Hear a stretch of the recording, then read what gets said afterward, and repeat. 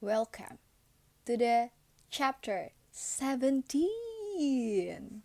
Selamat datang di chapter 17. Gila. Menjadi bakul ikan. Siapa takut? Tahun 1983 menjadi awal Susi berkiprah di dunia perikanan. Wow, 83 sekarang udah tahun 2020. Berapa tahun ya?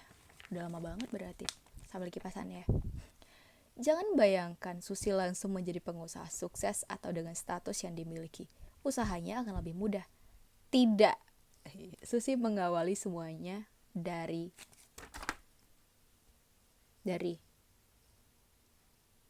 nol. Berbekal uang 750 ribu rupiah, hasil menjual gelang keroncong dan perhiasan miliknya, Susi menjadi bakul ikan. Pekerjaan yang sama yang dilakukan banyak perempuan di Pangandaran. Perhiasan tersebut dijual atas pengetahuan Ibunda Susi, Haja Lasmina. Tugas utama Susi adalah membeli hasil laut tangkapan nelayan. Setiap pagi, Susi bersama para bakul ikan lainnya berkumpul menjadi peserta lelang di tempat pelelangan ikan atau TPI. Oh, TPI itu tempat pelelangan ikan. Dirinya harus pintar-pintar menaksir dengan cepat berapa harga jual ikan-ikan di keranjang yang ditawarkan juru lelang. Tak berhenti sampai di situ. Ketika akhirnya dia berhasil membeli ikan yang dilelang, dia juga harus memiliki target konsumen yang akan membeli kembali ikan miliknya. Tentu bukanlah hal mudah bagi Susi yang baru memulai profesi ini.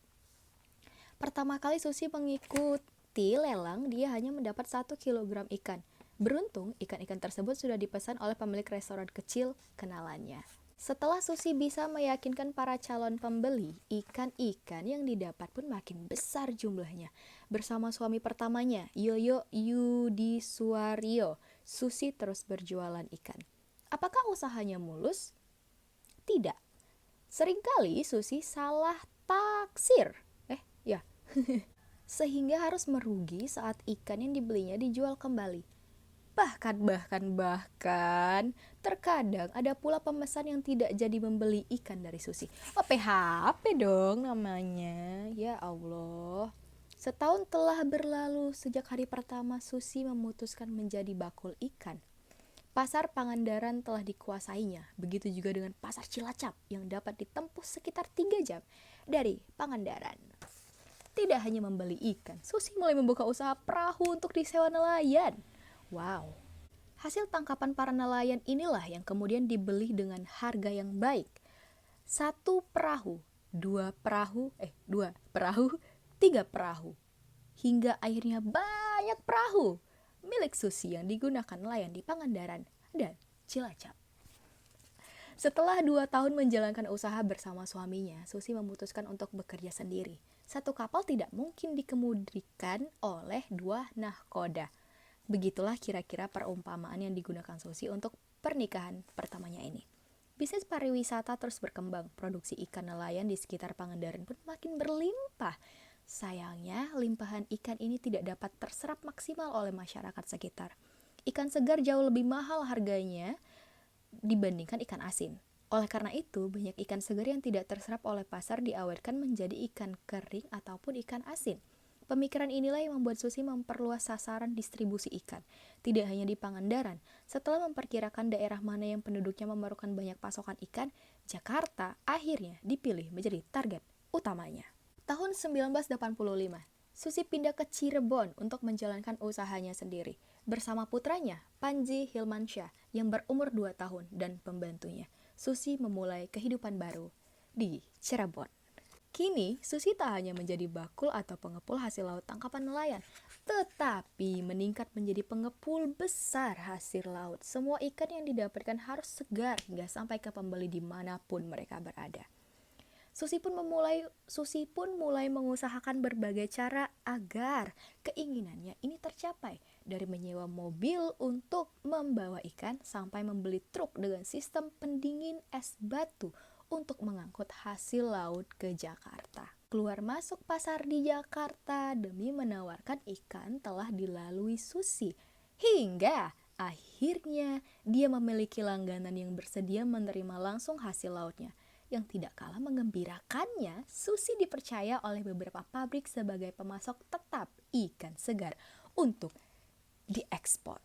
Wih, mantap!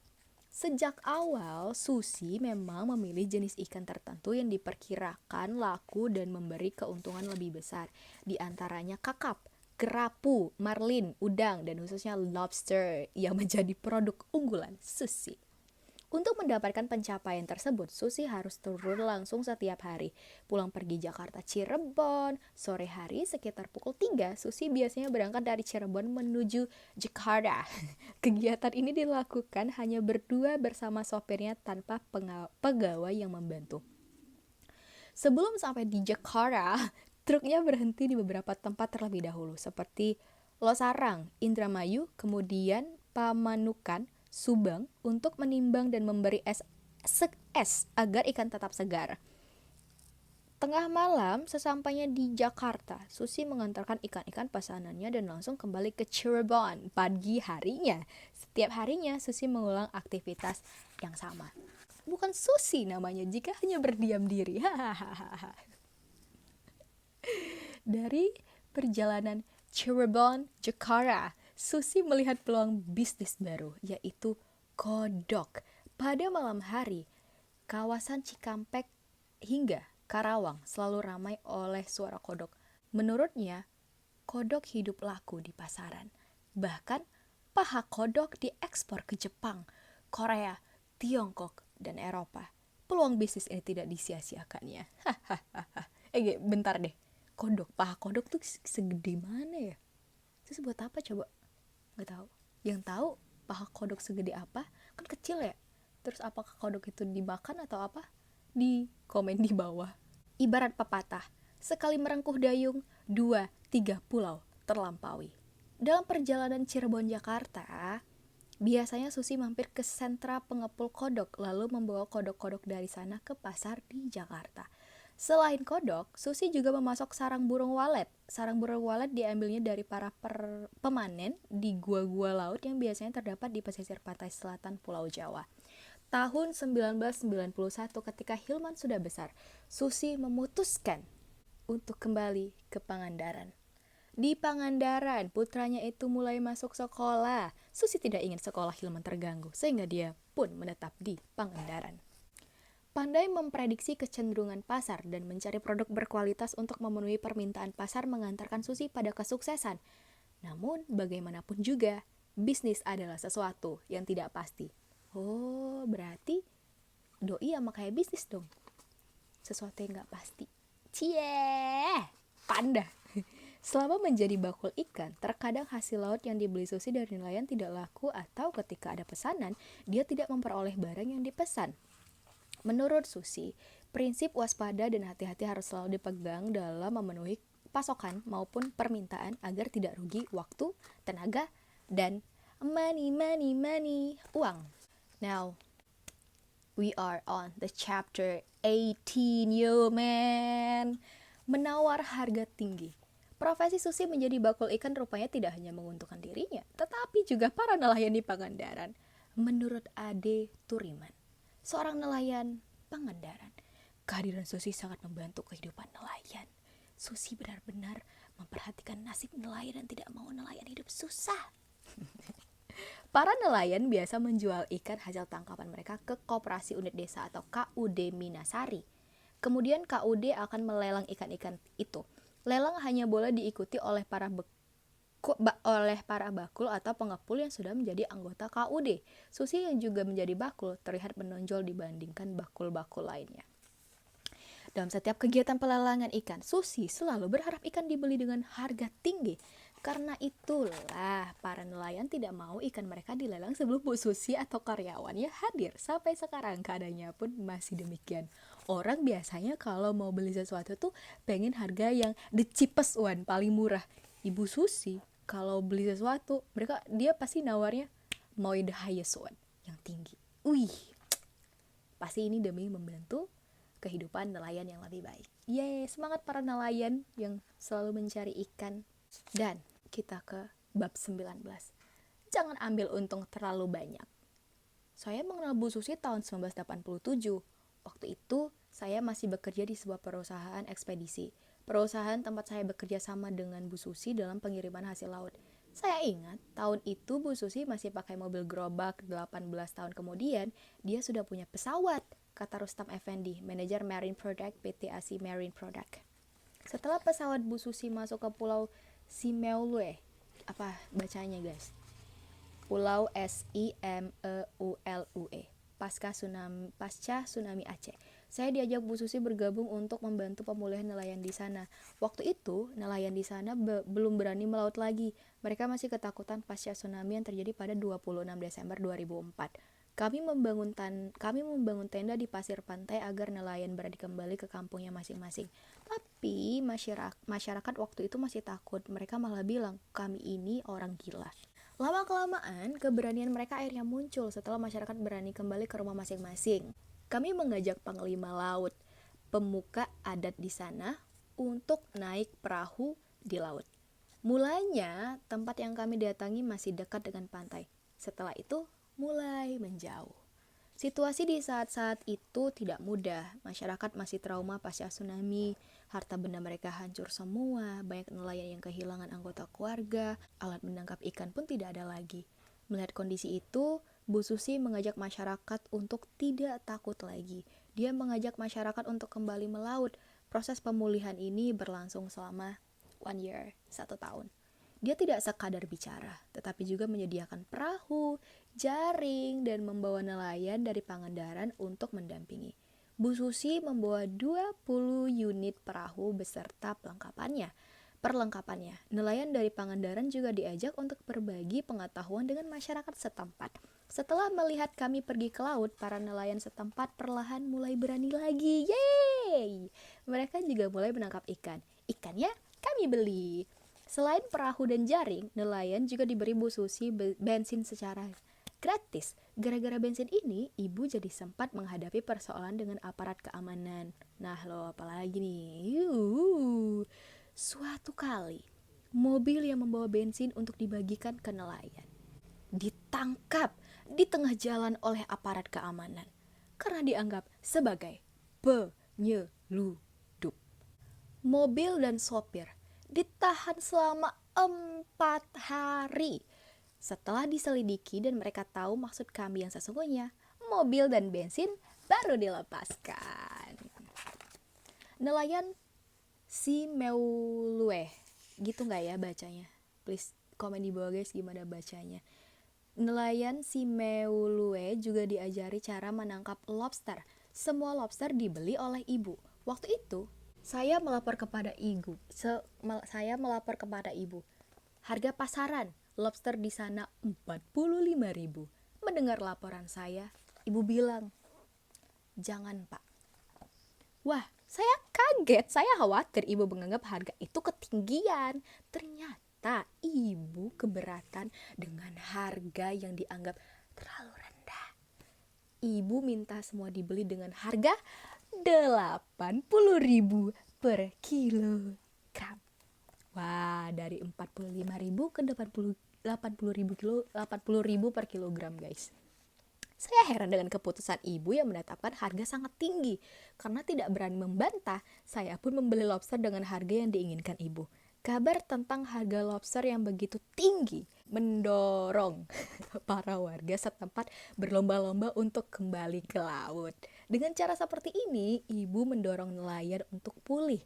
Dia benar-benar membantu nelayan. Kadang cara berpikir ibu terlalu jauh dengan pemikiran kita. Saya sudah bekerja di beberapa perusahaan sebelum bergabung dengan Bu Susi. Di perusahaan-perusahaan itu, saya ditanamkan untuk mendapat untung sebesar-besarnya dengan modal sedikit mungkin. Nah, ini bedanya. Oleh Bu Susi, kami diajarkan agar tetap mendapat untung, tetapi jangan terlalu banyak supaya nelayan bisa hidup dengan baik. Luar biasa. Emang ada tulisannya luar biasa, guys. Gue baca. Tapi emang mantap. Begitu pula dengan masalah lingkungan. Sebenarnya kami sudah menyampaikan kepada nelayan, jangan menangkap lobster yang sedang bertelur. Karena kalau ditangkap, lobster akan cepat habis. Hanya saja nelayan sulit diberikan pengertian. Lalu ibu memerintahkan kami untuk tetap membeli semua lobster nelayan. Lobster-lobster yang sedang bertelur kami lepaskan kembali ke laut. Oh, so sweet. Berkaitan dengan Susi Air, ada cerita dari Pulau Simeulue juga. Waktu itu, pesawat masih digunakan untuk mengangkut hasil laut untuk dijual keluar pulau. Nah, biasanya ada beberapa bangku kosong di pesawat. Bangku kosong inilah yang jadi rebutan orang-orang untuk ikut menumpang. Mereka berebutan karena pesawat kami satu-satunya pesawat yang beroperasi di sana.